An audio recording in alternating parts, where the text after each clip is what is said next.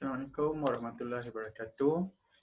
Selamat sejahtera semua. Jadi hari ini kita akan belajar sejarah tingkatan 2, bab 3, sosio budaya masyarakat kerajaan alam Melayu.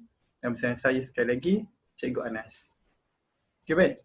Jadi bab sebelum ini kita telah tahu tentang kerajaan-kerajaan alam Melayu, kita telah cerita tentang sistem pemerintahan serta kegiatan ekonomi. Jadi untuk dalam bab ini, kita akan lihat tentang sosio budaya. Apa yang dimaksudkan dengan sosio budaya? Sosio itu dikaitkan dengan masyarakat, budaya ialah perkara yang diamalkan ataupun perkara yang wujud dalam masyarakat tersebut. Jadi sosio budaya ini ialah hubungan antara masyarakat dengan budaya setempat tersebut. Okey. Jadi kita akan lihat dalam kerajaan Melayu ini terdapat 4 perkara yang kita akan belajar tentang sosio budayanya. Okey. Baik, kita lihat untuk hari ini kita akan belajar ada 4 perkara. Yang pertama tentang bahasa dan tulisan. Yang kedua tentang persuratan. Ketiga tentang seni bina. Dan keempat tentang struktur sosial dalam masyarakat alam Melayu. Jadi keempat-empat perkara ini kita gelar dia sebagai sosio budaya. Okey. Baik. Kita lihat yang pertama sekali. Bahasa dan tulisan. Okey, seperti yang kita maklum, bahasa inilah komunikasi percakapan kita, manakala tulisan ini ialah perkataan-perkataan yang kita tulis. Okey. Dan bahasa dan tulisan ini dia tidak semestinya sama dan ada kalanya dia sama. Sebagai contoh, kita menggunakan bahasa Melayu tapi kita menggunakan tulisan Rumi. Okey. Satu masa dahulu kita mungkin menggunakan bahasa Melayu tetapi kita menggunakan tulisan Jawi. Jadi dia ada perubahan-perubahan berkenaan dengan bahasa dan tulisan ini. Jadi kita lihat, untuk bahasa dan tulisan kita akan lihat 6 kerajaan sahaja. Kita lihat pertama sekali, kerajaan Funan. Kerajaan Funan menggunakan bahasa Sanskrit. Bahasa Sanskrit ini berasal daripada India. Yang kedua, tulisan yang digunakan ialah tulisan orang Hu yang menggunakan tulisan orang India. Jadi itu kerajaan Funan. Yang kedua kita lihat, sebelum kita lihat kerajaan Champa untuk pengetahuan, kerajaan Funan ini juga menggunakan kalender Saka. Kalender Saka ini berasal daripada India. Baik, kalender Saka ini, untuk pengetahuan, ia diperkenalkan oleh Raja Kanishka daripada dinasti Kushan di India. Pada tahun 78 Masihi, dan kalender ini mengandungi 12 bulan dalam setahun. Alright, sekarang kita lihat Champa. Kerajaan Champa menggunakan bahasa Melayu Champa, bahasa Melayu Champa dan juga menggunakan bahasa Sanskrit. Dan tulisan yang digunakan adalah tulisan Pallava dan tulisan Champa kuno. Tulisan Pallava ini juga berasal daripada selatan India. Baik. Jadi penggunaan tulisan Pallava ini dibuktikan dengan penjumpaan inskripsi. Jadi untuk pengetahuan, macam mana sejarawan, ahli sejarah semua dapat mengesahkan ataupun dapat membuktikan bahawa kerajaan-kerajaan ini menggunakan bahasa sekian-sekian. Semua ini dibuktikan daripada penjumpaan sumber sejarah. Dalam bidang persuratan yang kita akan tengok selepas ini, tapi disebabkan Cik Wida tersebut ini, jadi dari di Champa ini mereka buktikan dengan penjumpaan inskripsi. Yang bertarikh pada abad ke-6 yang ditulis oleh Raja Sambhuvarman. Inskripsi ni yang kita akan lihat apa di inskripsi ni. Dan selepas itu pada abad ke-8 kerajaan Champa ini menerima agama Islam dan bahasa utama ketika itu adalah bahasa Melayu Champa dan mula menggunakan tulisan Jawi. Itu Champa. Sekarang kita lihat kerajaan Sriwijaya. Kerajaan Sriwijaya menggunakan bahasa Melayu serta menggunakan tulisan Pallava. Cumanya bahasa Melayu ini dipengaruhi dengan bahasa Sanskrit. Nanti kita akan lihat sedikit macam mana ada persamaan bahasa Sanskrit dengan bahasa Melayu kita sekarang. Baik. Seterusnya kita lihat kerajaan Angkor. Okay, baik. Kerajaan Angkor menggunakan bahasa Sanskrit dan bahasa Khmer. Okay, tulisannya adalah tulisan Pallava dan tulisan Khmer.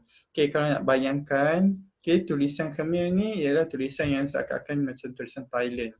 Okay, jadi tak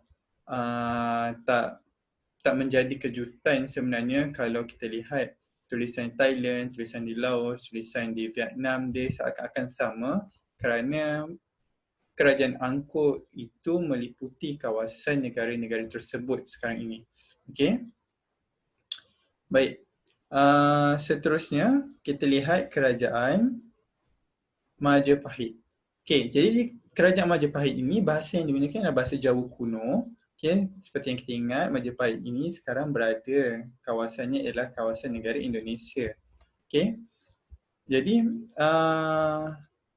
Jawa kuno ini menggunakan juga tulisan Kawi. Okey, tulisan Kawi ini juga berasal daripada India. Okey. Dan selepas tersebarnya agama Islam di Majapahit, okey, kerajaan Majapahit menggunakan huruf-huruf Arab dalam tulisan mereka, dan huruf Arab itu mereka menulis bahasa Jawa. Okey, dan tulisan tersebut digelar tulisan Pigon. Okey. Okey, baik, itu kerajaan Majapahit. Dan sekarang kita lihat kerajaan terakhir, kerajaan Kedah Tua. Okey, batu-batu bersurat yang dijumpai di dalam kerajaan Kedah Tua ini menggunakan bahasa Sanskrit dan tulisan Pallava. Okey. Okey, baik. Jadi itu dia bahasa dan tulisan. Sebenarnya kita lihat pattern-pattern ini ialah kebanyakan kerajaan menggunakan bahasa Sanskrit dan tulisan Pallava. Okey. Baik. Seterusnya kita lihat pula apakah peranan bahasa dan tulisan satu ketika dahulu ketika kerajaan alam Melayu itu wujud dan masih lagi relevan sehingga hari ini. Yang pertama, peranan ini, apa dia maksudkan peranan? Peranan ini ialah fungsi. Okey, fungsi bahasa dan tulisan. Jadi yang pertama sebagai alat komunikasi, alat percakapan kita. Yang kedua, untuk menyimpan rekod. Yang ketiga, sebagai sumber rujukan. Sumber rujukan untuk siapa? Untuk kita sekarang ni, okey, untuk ahli sejarah, untuk pengkaji-pengkaji sejarah yang mengkaji sejarah. Okey, jadi bahasa dan tulisan mereka satu masa dahulu menjadi sumber rujukan kepada kita untuk mengetahui tentang sejarah. Baik. Seterusnya kita lihat kepada persuratan. Okey. Persuratan ini dia bukanlah, kalau kita sebut persuratan ialah surat yang dihantar, surat yang diterima dan sebagainya. Persuratan ini ialah lebih daripada itu. Okey, persuratan ini ialah apa-apa sahaja yang ditulis. Okey, kalau kita lihat konteks Salam Melayu ini, apa-apa yang ditulis di apa-apa benda sekalipun yang membawa maksud kepada mereka. Okey, mungkin mereka menulis tentang keagamaan di atas batu. Jadi itu ialah persuratan yang mereka gelar sebagai, yang kini kita gelar sebagai batu bersurat. Okey, jika mereka tulis di atas kertas, okey, itu mungkin mereka membuat karya dan buku sebagainya. Jadi apa-apa saja yang mereka tulis atau mereka ukir yang mempunyai tulisan dan kita faham, okey, ada maksud di sebalik tulisan mereka itu kita gelar persuratan dalam konteks untuk kita faham ini.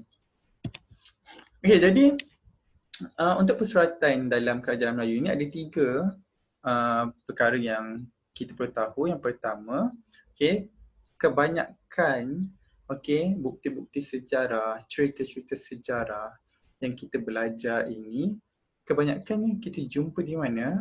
Okey, apa bukti yang betul menunjukkan bahawa kerajaan sekian-sekian membuat sekian-sekian-sekian.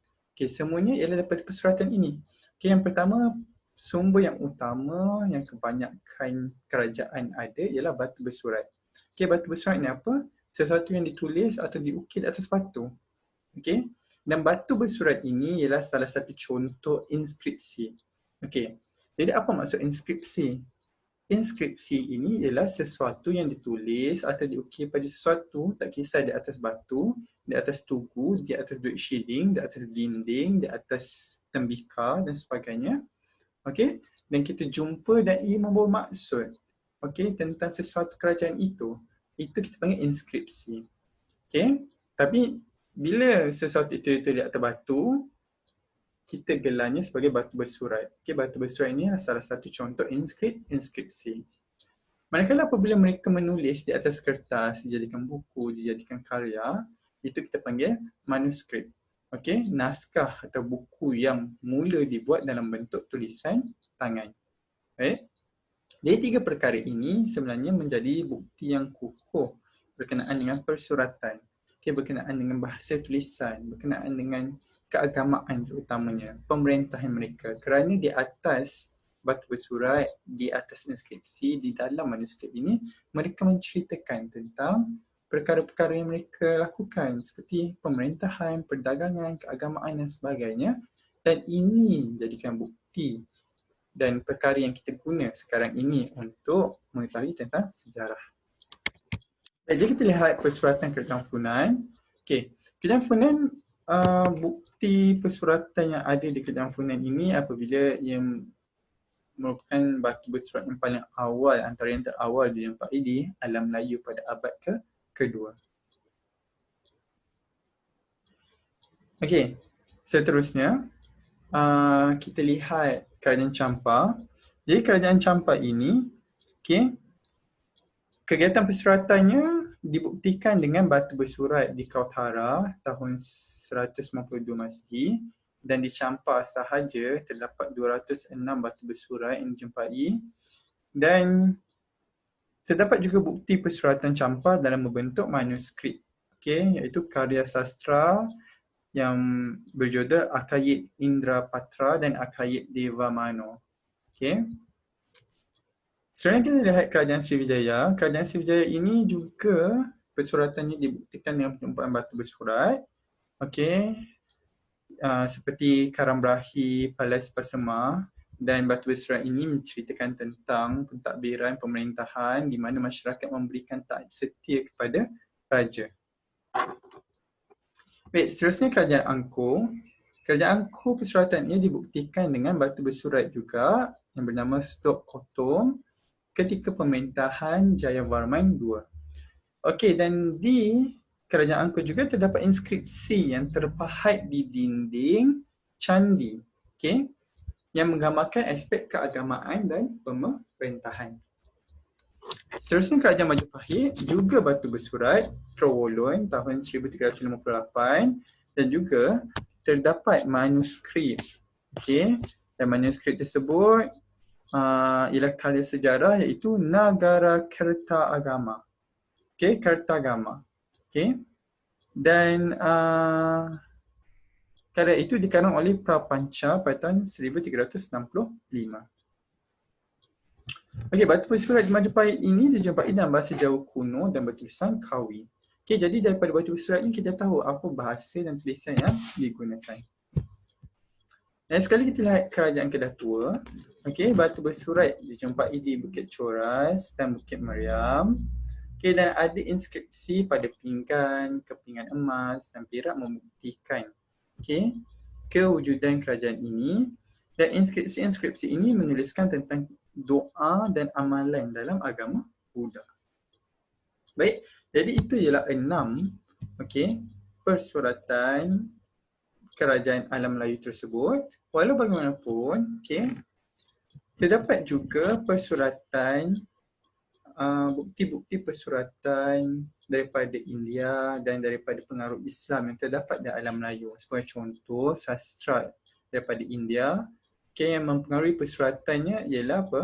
Ialah Ramayana, Mahabharata, Purana, Jataka. Jadi karya-karya ini disadurkan dalam bahasa tempatan di alam Melayu. Jadi daripada sastra-sastra ini muncul pula karya-karya yang dibuat sendiri di alam Melayu. Okay. Begitu juga pengaruh daripada Islam. Okay. Terdapat sastra Islam yang mempengaruhi persuratan alam Melayu. Okay. Contohnya syair, gurindam, cerita rakyat dan nazam.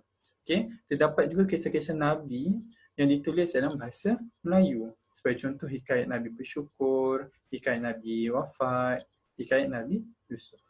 Okay. Terdapat lagi banyak contoh-contoh yang boleh dijumpai dalam buku teks. Jadi sebelum cikgu teruskan dalam topik yang seterusnya, berkenaan dengan bahasa dan tulisan tadi, okay, ada beberapa bahasa yang kita bahasa asalnya daripada bahasa luar, okay, yang kita ambil sebagai bahasa pinjaman, okay. Sebagai contoh daripada bahasa daripada bahasa Sanskrit, okay, sebagai contoh. Okay, daripada bahasa Sanskrit itu, okay, perkataan-perkataan tersebut diguna pakai juga dalam bahasa Melayu. Baik, sebagai contoh, perkataan bakti, budi, bumi, bahasa, dosa, itu daripada Sanskrit. Kadang-kadang ada juga perkataan daripada bahasa Tamil yang digunakan ke dalam bahasa Melayu juga. Peti, perli, kedai, sate, katil. Okay. Dan ada juga daripada bahasa Parsi dan bahasa Arab. Okay, contoh bahasa Parsi, anggur, okay, gandum, kurma. Okay, bahasa Arab seperti kerusi, kamus, zalim, seluar, fard dan sebagainya. Okay. Jadi pengaruh bahasa di alam Melayu ketika itu semasa dahulu juga mempengaruhi sebenarnya bahasa-bahasa Melayu. Okay. Baik, jadi kita teruskan dengan seni bina. Okay. Apa yang dimaksudkan dengan seni bina di sini ialah seni bina merupakan seni mereka bentuk sesebuah binaan yang mempunyai fungsi-fungsi tertentu. Jadi kerajaan Melayu ini mereka membina suatu perkara dan mempunyai seninya untuk mempunyai fungsi dia. Okay, untuk apa? Okay, ada sesuatu yang mereka manfaatkan daripada seni bina tersebut.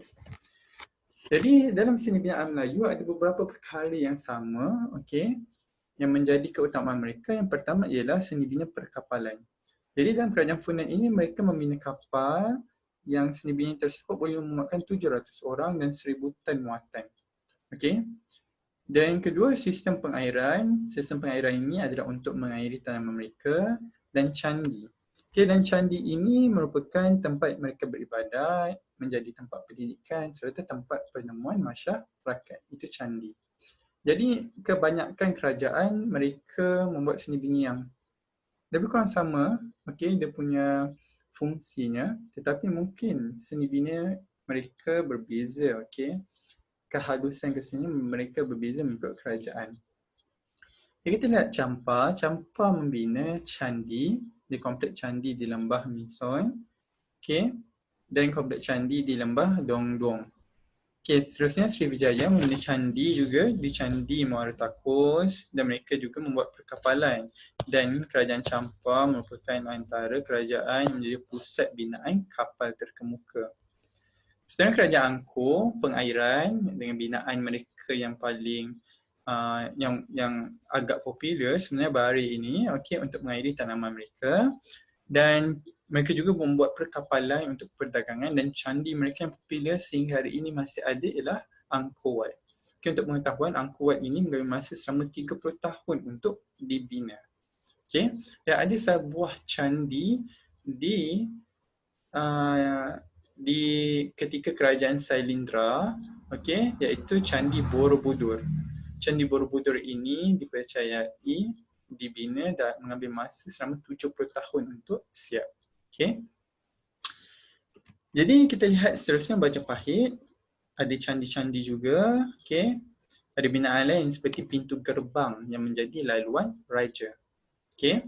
Seterusnya kerajaan Kedah Tua, terdapat candi juga, iaitu candi di Lembah Bujang, dan terdapat juga arca Hindu dan Buddha. Arca Hindu dan Buddha ini adalah patung seolah-olah patung, okay, yang diletak di kawasan candi.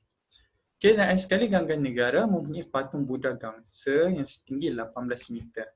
Okay, dan ada beberapa tempat yang meletakkan patung Buddha Gangsa ini.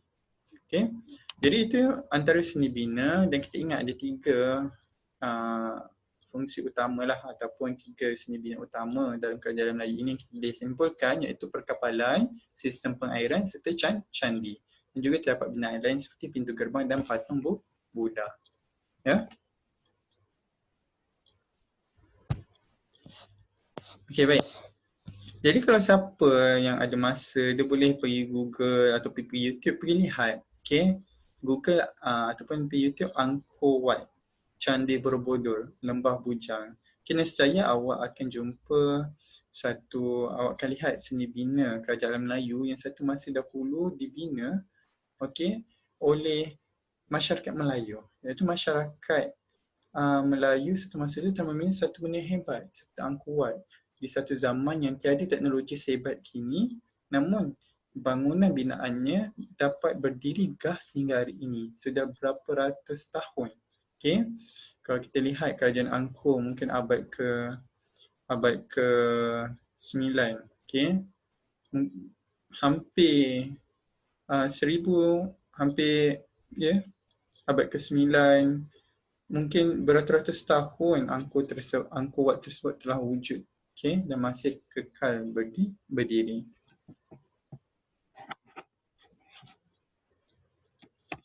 Baik. Seterusnya kita lihat struktur sosial. Yang terakhir ialah struktur sosial. Apa yang dimaksudkan struktur sosial ini? Struktur ialah sesuatu yang disusun, manakala sosial ialah keadaan masyarakat. Berkaitan dengan masyarakat. Jadi struktur sosial ialah susunan lapisan masyarakat. Baik, kita lihat struktur sosial dalam kerajaan Melayu ini seperti yang dimaklumkan sebelum ini dapat dipecahkan kepada dua bahagian. Yang pertama golongan pemerintah dan yang kedua golongan diperintah. Jadi dalam golongan pemerintah ini terdapat dua golongan, iaitu golongan diraja, iaitu golongan yang berstatus paling tinggi, terdiri daripada kerabat raja itu sendiri. Kerabat diraja ni siapa? Permaisuri, putera-puteri, adik-beradik, ibu bapa dan ahli keluarga. Manakala bangsawan ialah golongan yang mendukung sistem tadbiran yang membantu raja. Mereka ini ialah antaranya ialah pembesar, ilmuwan, golongan agama.